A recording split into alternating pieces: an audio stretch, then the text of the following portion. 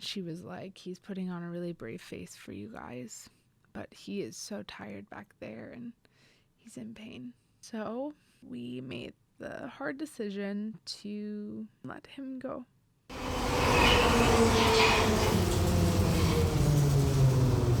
Welcome to Grief City.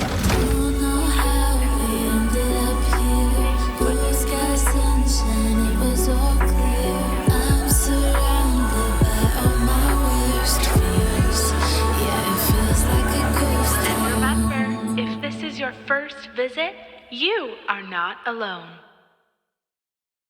Hey, and welcome to the Grief City podcast. I'm Nuella, and I am so thankful to have you here today listening to this episode. So in today's episode, I wanted to touch on pet loss. Pets are, they're amazing. They're the best. We lost our boy Poe. He was a blue-nosed pit bull. We lost him last Thanksgiving, so we're coming up on a year now. And so I've been processing pet loss, and obviously my dad's been gone 4 years now. So there's lots of things I've been processing with the grief that comes with pet loss and just all the emotions you go through. So, we talk about grief and loss on this podcast, so I thought we should probably hit the topic of pet loss because it's a very common loss that a lot of us encounter in our lives. So let's do it. So I wanted to also bring up this topic now because we just recently adopted officially a new dog. His name is Boone. He's another pitty. I think he's mixed with a lab. He sheds like a lab, but he's also the color, like a golden kind of color like a lab, but he has a very pit bull face and body. So we just recently adopted him, and he's been such a joy to have around. So I feel like I'm at the point where I'm like, okay, I think I can talk about this. I've had the time to really process this now. So we adopted our first dog, Poe, from the South LA shelter. Oh boy, that was like the week of lockdowns. We got him. Which was wild because it's like, is this going to work out? We're locked inside with this dog that we really don't know. We were taking him out on weekends before that, but and fostering him, but we just did not know this dog. So we're like, all right, well, I really hope this works out. So we brought him home. Literally, like, lockdown started the very next day. And we were living in Los Angeles at the time, and lockdown orders were intense. Like, the one time we got out a day was just to take him to the bathroom and take him on a very short walk. And it was just really dark. It really felt like a dark time, especially in Los Angeles. There was a lot of, there's a lot going on. Protests, riots. People were like on edge emotionally everywhere for a myriad of reasons. And all the COVID regulations were extremely strict. So it was just intense. And then, of course, when you're being like locked inside all day, it's just, it wears on you. It wears on the mind and the heart a lot. So yeah, we didn't know what we were getting into with this dog, but we quickly realized like having Poe during the lockdowns and the whole pandemic it really brought us a lot of peace. It brought us something to like focus our attention and our energy on. So he was such a joy to have around. My husband always said, we didn't know his background. He was just found on the street wandering around as a stray. But Poe, I think, had a pretty rough life before we got him. My husband always says, though, that he had teeth like a meth addict because they were so black and dirty and infected. And anyways, our poor dog, he had like 2 big bumps on him, really rough teeth. He had like scratches on his neck and scars. You could tell like his little nipples that like some dogs had definitely pulled on those really hard. Poor baby. He was just at a bit of a disadvantage. But he was so cute. And I'm so glad we brought him home. He was just, we always called him Peaceful Poe. He was such a peace in our home. After my dad died, that peace from Poe became very, like, even more evident to me because my husband had a really long commute to his job, and I was at home teaching voice lessons online throughout the day, so I worked from home. We didn't have a second car, so I was basically like stuck at home. And I don't know if I would have been able to do it without our dog there. Grief was already heavy enough, and being able to take care of him and then also have this dog that's like maybe a big wave of grief hits you, you're getting overwhelmed with tears or emotions, and then having this dog that was like emotionally intelligent enough to be like, I'm going to come curl up beside you while you cry and just be here for you. That was just, it was a gift. It was a gift. And I know that's something that a lot of pet owners experience that also have lost humans in their life. It's such a gift. So Poe always filled our home with peace. He was the dog that wasn't very like treat motivated. He was just very motivated to have connection with his humans. It was so sweet. As I mentioned, Poe had quite a few disadvantages, I would say, medically, just because his life was probably so tough before we adopted him. Like the first teeth cleaning surgery we did for him, I think we removed about 5 teeth. So bad. Poor guy. And then we removed 1 mast cell tumor that would shrink and grow. So they were able to get that out. And then Poe had another big mast cell tumor on one of his back thighs. That he had all of these as the day we adopted him. But because he was like only 3 or 4 at the time, the vet was like, oh yeah, I'm not too concerned about that because he's pretty young. They were mast cells, which can be really bad if you don't know what those are. It's, I think it's like where it's like a histamine response and like the histamine doesn't know where to go. So it forms a tumor under the skin. So they can definitely be dangerous. His were pretty dormant. They didn't have any issues. So then probably like a year and a half ago at this point, and it was like last summer, Poe had gotten an ear infection. He always struggled with like allergies, stomach stuff. We were always trying to work on his diet, work on adding probiotics in. I mean, the poor guy had so many surgeries and medications because of the surgeries. So I just know there's a lot working against him and his immune health. But he had this ear infection, and then he had gotten a hematoma, which is basically where it's a big pocket of blood that fills up and puffs up. And we got it drained. We were going through that whole process. So he was on like steroids at the time. And then the vet was like, hey, he's due for some vaccines. His rabies vaccine. Call me crazy. I don't know. But I swear to this day, the major health complications that started flaring up towards the end of his life, I swear to you, it like all links back to him getting vaccinated at the time that he did. And, on those packages for vaccines, it says like make sure to administer to a healthy dog. He definitely wasn't healthy at the time. He was on some medications for that infection in his ear and the hematoma. And, clearly he had other things going on since he still had a big mast cell on his back leg. But, they're very strict about the rabies vaccine in Tennessee.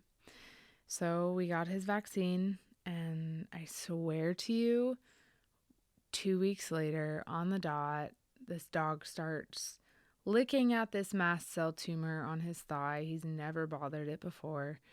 And this mast cell tumor, and it's because this tumor was beginning to grow. So it was getting itchy and irritating, and it kept growing and growing. We had one point where like his whole leg was swollen and red. We had to take him into the vet.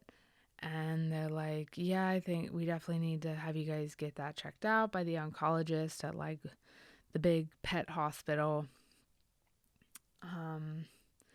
But we weren't going to be able to get him in until like the following week.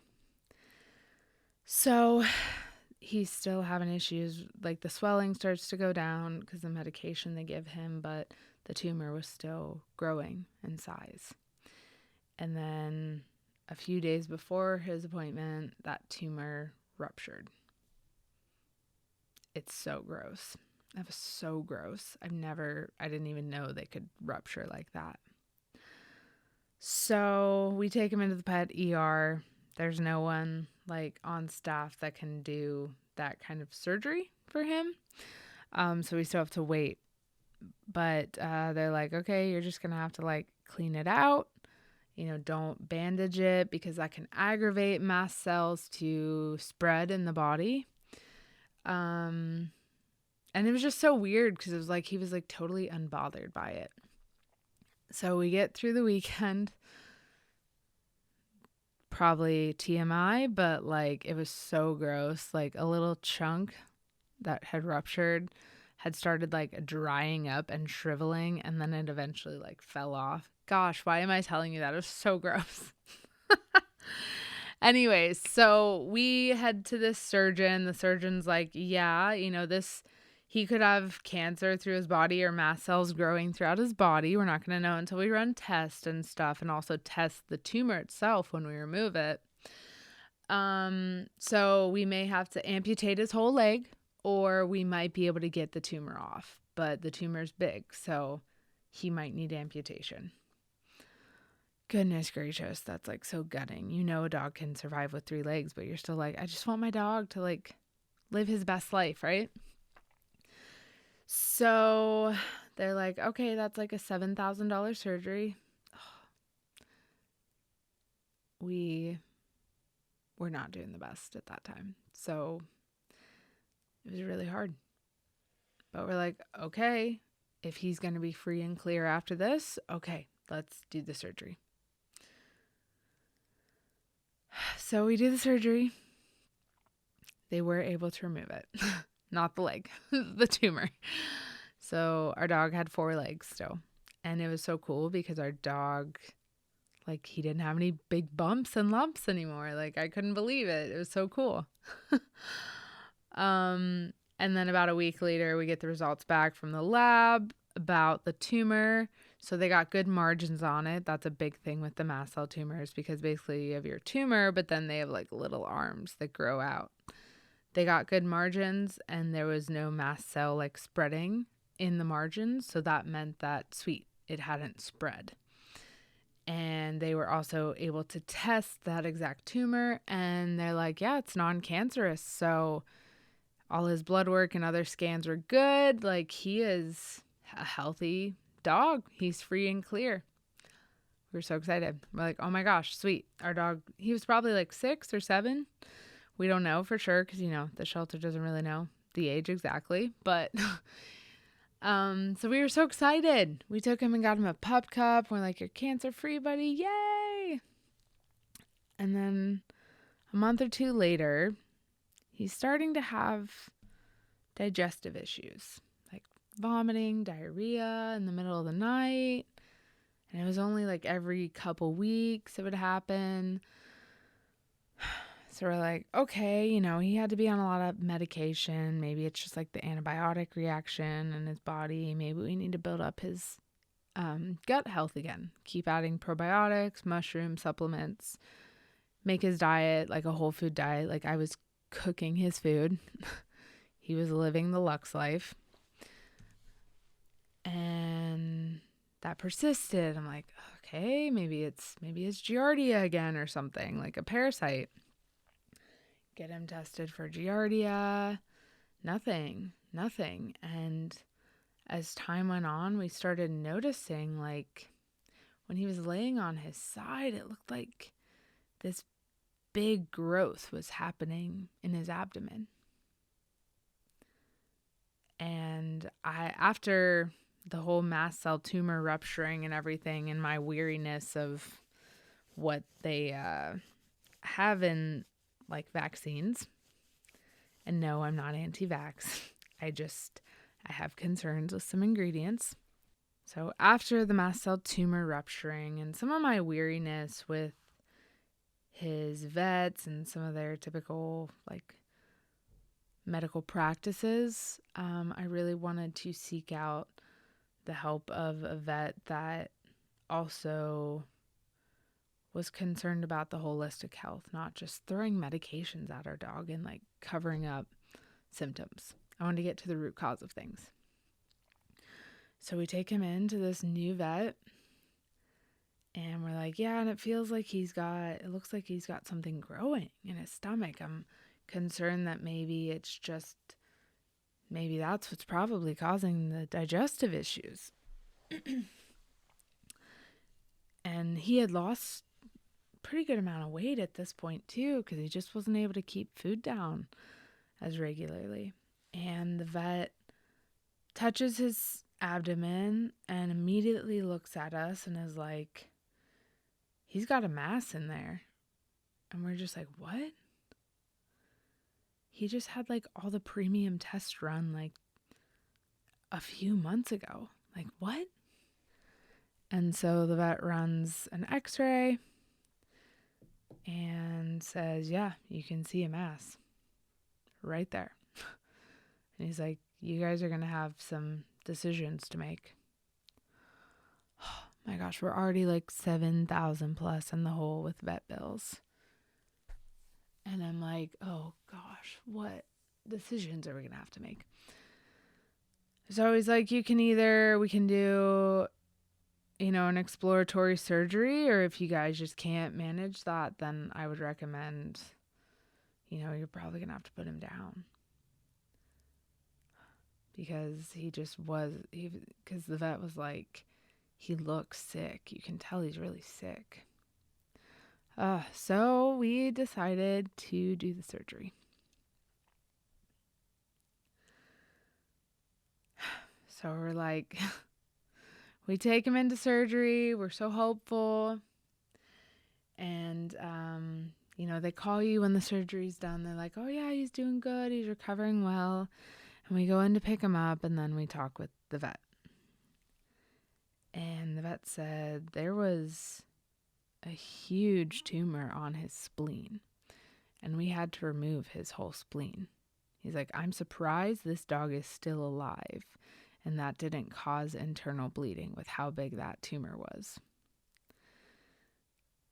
And then he said we also found spots on his liver. So this is just a temporary fix.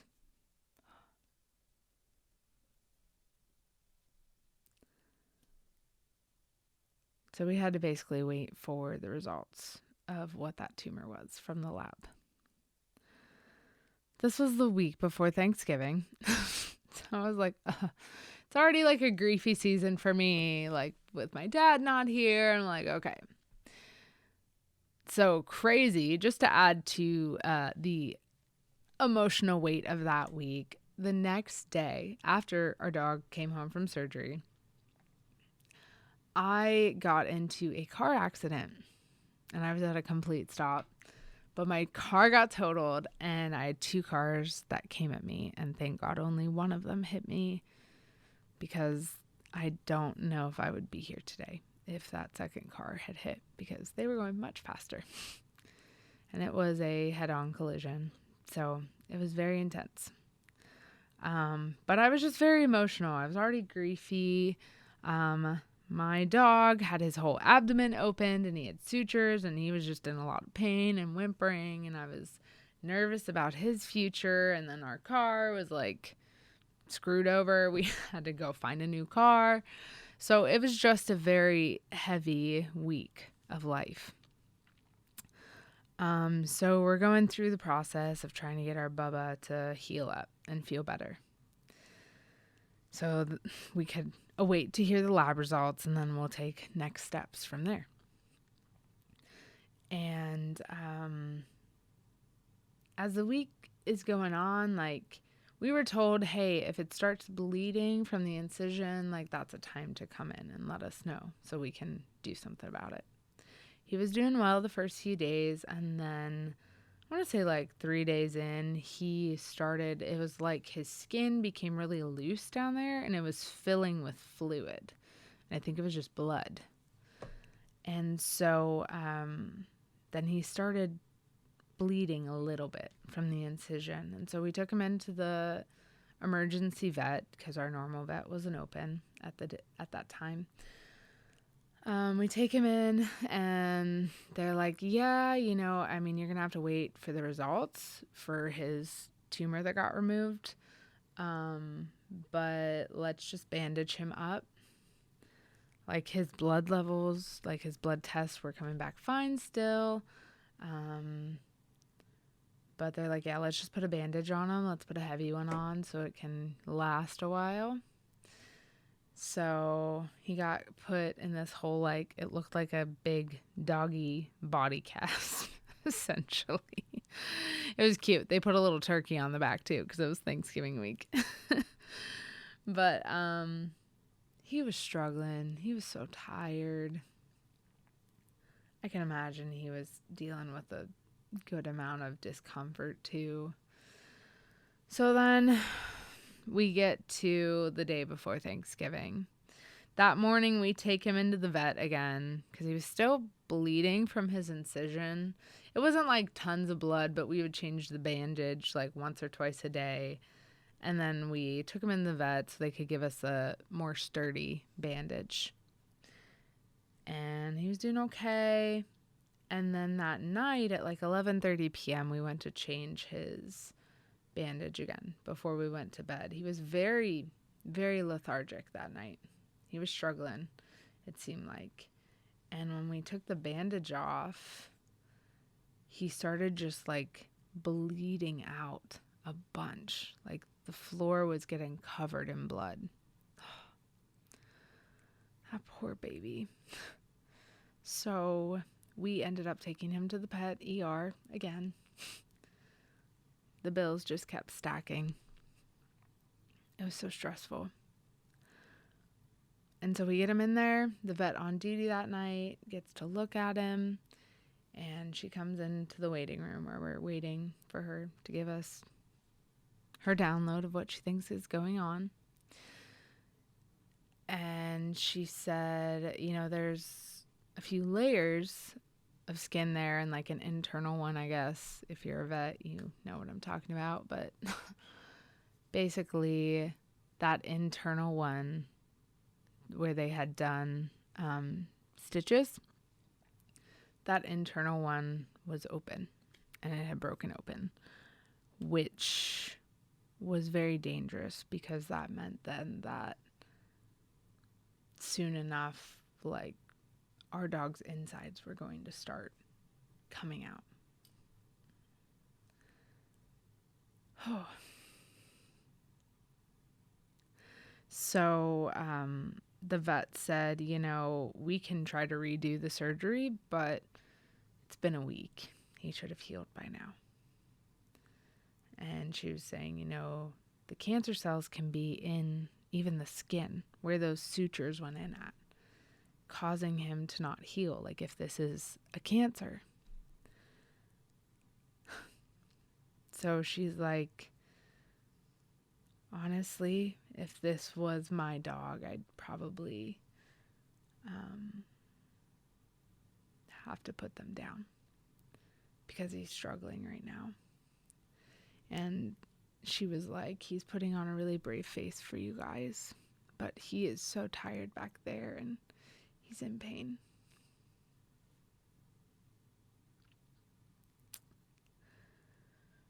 So it was probably like 3 or 4 in the morning on Thanksgiving Day. And we made the hard decision to put him down and let him go.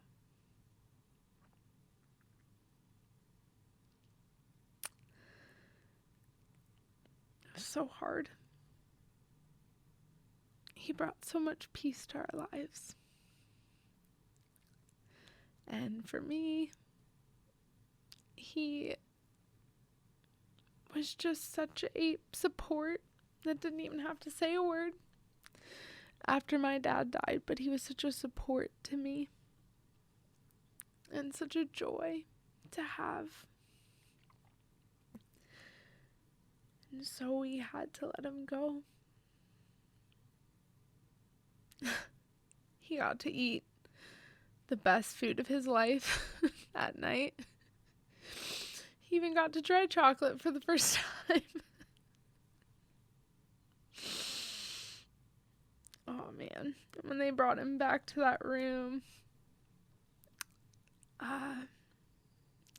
where they let the pet owners be with their pet before they pass. Oh, he was so happy. He was like running in. I'm like, dude, your stomach's like opening. What are you doing? But he was so happy.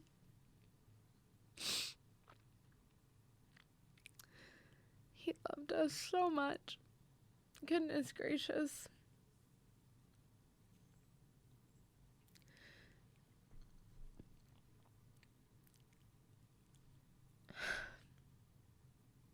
I remember that those days and weeks after he was gone, I just felt like the weight of my grief and my sorrow was so heavy. And it was like when my dad died, it was just so heavy. And I felt like I had this like problem that I needed to fix, that I wanted to get rid of and get off my shoulders. But I knew better. I knew that there's nothing that was gonna like take away the heartache. That I just had to let myself feel it.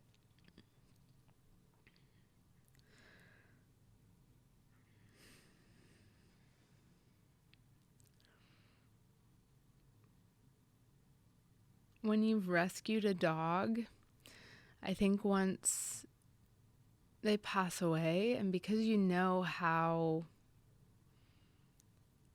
much they thrive when they came into your home. Like this dog that came from the streets of South LA, like the roughest part of LA. And then we bring him into our home and he's like thriving and loving life and eating the treats and running in the fields and going on all the walks. Like he lived an amazing life with us, going on road trips. I think when you rescue a dog and you get to give them that kind of life, once they're gone, it's just this feeling of like, I feel so much sorrow and sadness that they're not here, but also like, I know there's so many other dogs that need that. And like, there was this longing that we couldn't shake, that like, I want to give myself time for this, but I want to rescue a dog again. I want to be able to bring them into our home because we can give a dog such a fun life and they bring us so much joy too. So my husband and I, we were really struggling with that back and forth for a few weeks of just like, when do you know if you're ready? And I remember we were talking to someone about going out to the shelter in Memphis. We're in Nashville, but there was this one dog that we're like, I feel like we need to get that dog. I think we're ready. And we were talking to a friend and they like made a comment about how like, whoa, moving on that quick. And it was so dumb. It makes you feel like guilted for wanting to give a dog another home. or for wanting to bring a dog into your home and rescue them. It's so dumb because even in human loss, like people guilt you. It's so stupid. Stop judging people for their grief and their process. So we were going back and forth with that for a while though, of like, are we ready? Are we not? Like, and we ultimately came to the point of being like, okay, no other dog is going to be Poe for us. We know that. It's going to be a whole new personality, and that's fine. But I can't just sit here and think about all the bad things that could happen or all the sad emotions that may come up with a new dog in the house, because ultimately, like, what if that new dog helps heal our hearts more? And what if that new dog helps us remember that, like, this is what life is all about. It's loving and living to the fullest. So there was a dog that got posted about on a Facebook page in Memphis that was on the euthanasia list.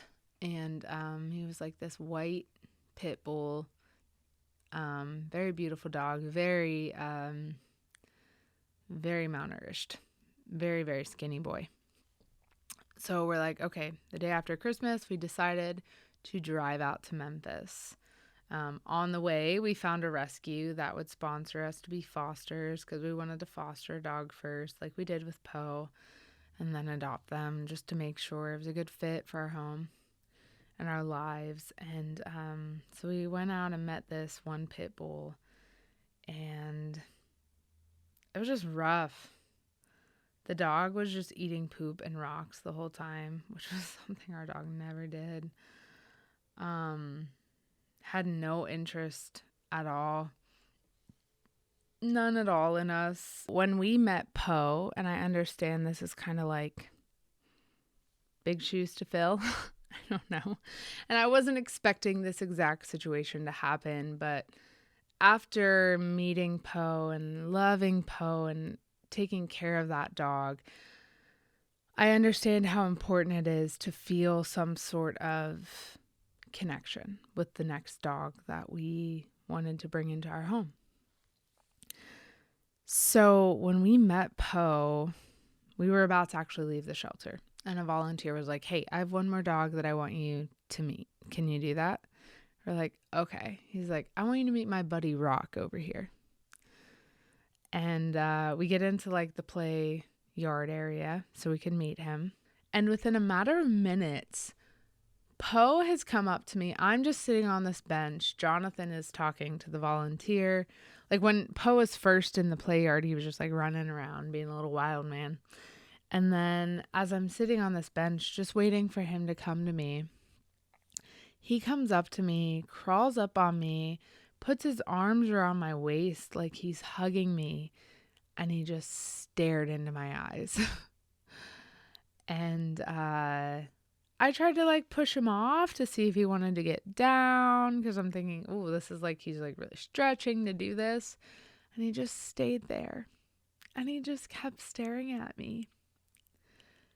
And that was like, okay, I think you're meant to be our dog. So, and funny enough, he loved my husband more than me. But I totally thought he was going to like be my dog. He was definitely my husband's dog. And that's fine. I loved their little bond. So when we were going to look for a new dog, I really wanted to ensure that we felt some bit of connection with the animal. So we're in the Memphis shelter. That first one, we stayed in the play yard for like 45 minutes and just no connection. And I hated that because I hate knowing when a dog is on a euthanasia list. Like Poe is in a kill shelter in Los Angeles too. Tons of dogs are always killed. And it's just because the shelter gets crowded. It sucks. Memphis was the same way. Memphis is like a very dark shelter. It just feels very gloomy there, very sad and depressing in there. So the rescue was like, that's okay. Like, if it doesn't work with this dog, that's okay. There's tons of other dogs in the Memphis shelter.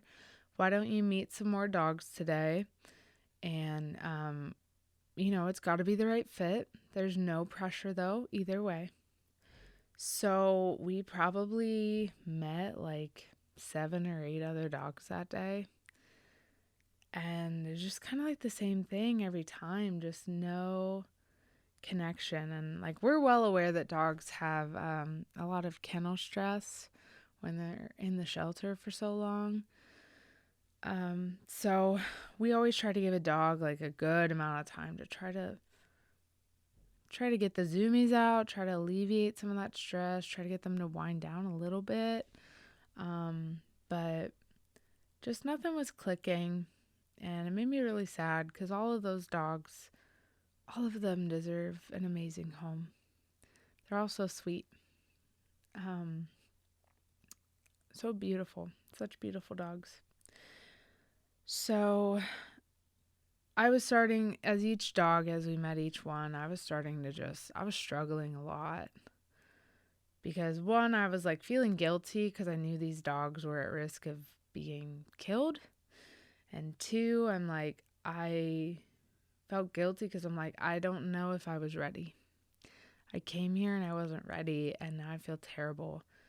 But I mean, we were at least getting the dogs out of their cage for a bit, and that is like the positive I take away from it, because they need that time out of that kennel. It's so stressful on them.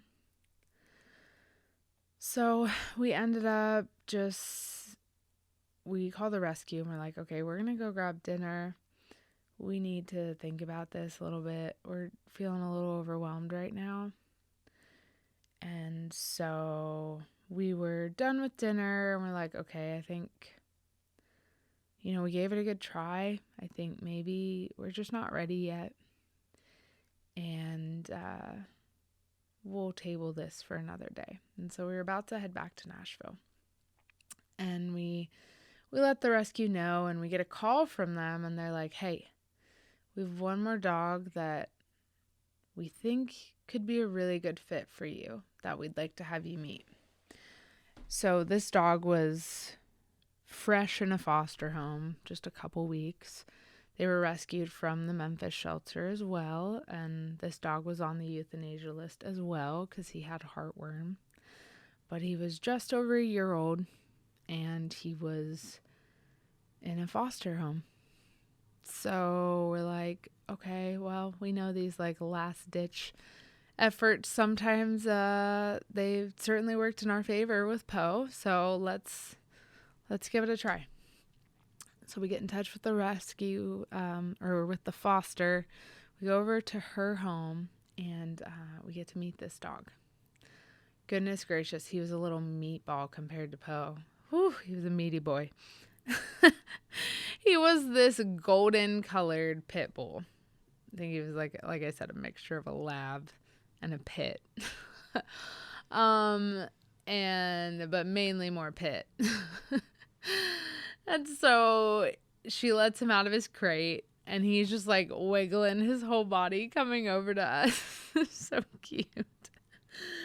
And then I sit down on the floor with him, and he is just like on his back, belly up, like rubbing up against me, just giving all the kisses, just being so sweet. So sweet. So we definitely that was the first dog all day we felt a connection with. So the dog needed to get his neutering surgery done like that next week. So even if we wanted to bring him home that night, we couldn't. So we're like, okay, we're going to think about it, sleep on it. But we really like his personality a lot. So we thought about it, couldn't stop thinking about him, kept looking at photos and videos of him, and we're like, okay, I think he's our boy. I think we need to bring him home with us. So we brought him home, and man, it was tough at first. There's so many things that a dog will do that remind you of your last dog, or like things that are just different in their personality that you were so used to in your other dog. And it's tough. It was tough because we would find ourselves like, oh, so cute, so fun and happy. But then also at the same time, like, this reminds me of Poe. And I'm really sad. And you're not Poe. Like, you're such a beautiful, wonderful dog, but you're not Poe. And not that they can be compared even, but when your heart is still so tender from the loss of a pet, it's so hard. But as time went on, we started realizing, like, actually, this dog is helping heal our hearts.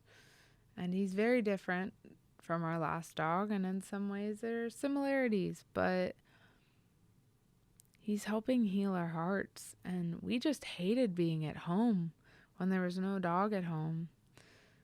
But it was like turning into, like, wow, I actually enjoy being home again. Like, my home is joyful again. So I'm always a big believer of, like, grieve as long as you need to, and like, don't feel like you need to rush into getting a new pet, but at the same time, like, be open-minded to the fact that a new pet will probably really help your heart heal and help you just help you feel joy again. So I'm so thankful that we ended up bringing Boone home, and we saw him through his heartworm treatments. Just this past week, he tested negative for heartworm, so we were able to officially adopt him, and he's a young, healthy pup now, and we love having him in our home. So pet loss is really hard, and I think a lot of people, I always hear, like, it was just a dog, it's so silly to cry over, but no, they're your family member. They're a member of your home, and they're a little companion that's always there for you. Just because they don't talk doesn't mean they're not important. Pet loss is so valid, and it's so hard sometimes to navigate those emotions. But I'm so thankful for the short bit of time we had with Poe, and I'm so thankful for the time that we now get to have with Boone, because it's truly brought so much joy and healing in our lives. With losing a pet now and also losing my dad, I've thought a lot about, like, what feels the same, what's different about them. That's been so interesting to, like, process through all of that. And I feel like the weight of the sadness and the sorrow felt very much the same after my dad died. Just like that agony, that feeling in your gut of, like, I feel sick to my stomach. And knowing there's nothing you can do to fix it. I feel like that felt the same with pet loss and father loss. But I feel like where things are so different is there's not complexity with pet loss like there is with father loss, or human loss, I should say. Like, I loved my dog. I know he loved me. I gave him the best life I possibly could. Do I wish I could have given him an even better life? Of course. But I gave him an amazing life, and I loved him very well. And I have no regrets. But with the loss of a human, I think there's so many complex emotions that are at play. Like, losing my dad has brought up a lot of insecurities, anxieties, just not feeling like, this past year I've really dealt with, like, that feeling of, like, I don't feel safe because I don't have the protection of my dad, that emotional protection of my dad anymore. even just like the last interaction I had with my dad, like I have regrets because I was like in a rush and I didn't just soak in the moment with him. I wasn't being present with him. So there's a lot of complexities that come with human loss that aren't really there with pet loss. And this is just my experience. But those complexities, I think those are the things that as time goes on, those are the things that come up. And it's like, okay, this bubbled up and I got to work through this now and I got to process this. And the grief hits you in a whole new way. I've not experienced that at all with pet loss. I don't find myself having to navigate, or process complex emotions. It's just more so I miss him every day. And some days the grief comes as like a big old wave and it crashes on me. And I feel a lot of sadness. And then nowadays, like most days, it's just this like, oh, I wish you were here. I just miss you. But I don't find myself having to navigate really complex things in regards to pet loss. A few months ago, I follow many grief communities and pages on social media. And a few months ago, this one woman who lost her husband to drug overdose posted this piece of content that it basically was something kind of like when you tell someone that you lost your husband and that person in response says, I know how you feel. I lost my dog. And she's just making a face like, really? Okay. kind of thing. And I commented on that post and I was just sharing my experience. Like, I loved my dog. I miss him so much every single day. But the complexities and heartache that I feel in comparison to my dad being gone now 4 years later, it truly can't even compare. Like, the complexities are just so hard to navigate. And so I was essentially just saying, like, I agree. Like, I don't think it's okay when someone says, oh, I understand how you feel. I lost my pet. Of course, lots of comments come in on my comment. I should have known what I was getting myself into. But someone who lost their cat had commented, and I gave my condolences about their cat because it's hard. It's your pet. It's your little furry companion. They're with you all the time. They mean so much. But then this girl was going on to say, like, well, she had her husband for 4 years, and I had my cat for 12 years. And I think that kind of bond is the same. So those losses are the same and they can be compared, essentially. And I just do not agree.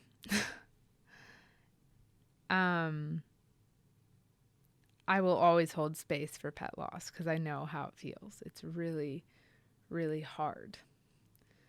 But I don't think it's okay to say remarks like that to, like, someone that's a widow who lost her husband to drug overdose, who had children with this man and now dealing with the complexities of where's daddy, like, and raising children without their dad and trying to be a mom that's present, but also dealing with your own grief. There's no comparison. The complexities are just so much compared to the loss of a cat. And I know that sounds really tough. You know, maybe if you haven't lost a person and you've only lost a pet, like, that's, or maybe it's just like your pet is your all and like that's the only love you know. But when comments like that get made to someone that's lost a person in their life, it feels very insensitive because it devalues the human life and saying that an animal is the same value as a human life. I love animals. I would never treat an animal cruelly. I love so many animals, especially dogs. But a pet will never have more value than a human life for me. I can't ever put the value of an animal above a person like that. And I think it's really important that we don't draw those kinds of comparisons to people's grief, especially someone that's grieving a person, because yes, pet loss is very hard, but I can promise you, like, losing a cat or a dog is not something that can be compared to the complexities of losing a spouse and having to raise children that no longer have their daddy around. It's just very, very different. The complexities are the thing that I think make grief linger and make it so challenging as time goes on, because you realize, like, oh, there's a new way that I feel my grief that I didn't know was there. It's not just simply missing the person. It's missing them, but then also navigating these emotions or navigating these insecurities. So I think that's a really important point to make. And I understand that's not going to sit well with some people. And I'm not saying at all that your pet's life didn't matter, that your grief after your pet doesn't matter, because it does. But I think it's really important we don't compare that to the life or the loss of a human. And just in general, I think it's important we're not comparing grief. You know, I think about that even. I'm a big believer in don't compare your grief, but like read the room. For instance, like I haven't had this happen to me, but I have met people that have, and I can see how they would feel this way. Like somebody loses a parent, like they lost their dad or something, and someone says, "Oh, I know how you feel. I lost my grandpa." Now, if your grandfather was your father figure to you and he filled the role of dad for you, yes, that is very similar to losing your dad, because there are those same complexities now tied to that loss that comes with father loss.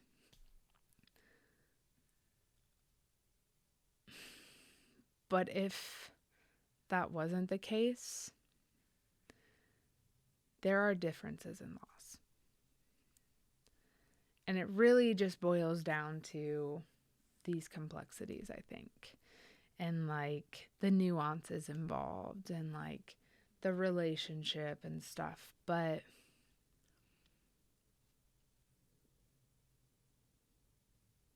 I'm always like so careful how I talk about this because I'm not trying to ruffle people's feathers, but I am just trying to kind of shed light on the fact that I think there are differences in losses. Like, I'm never going to go to someone that lost their spouse and say, I know how you feel.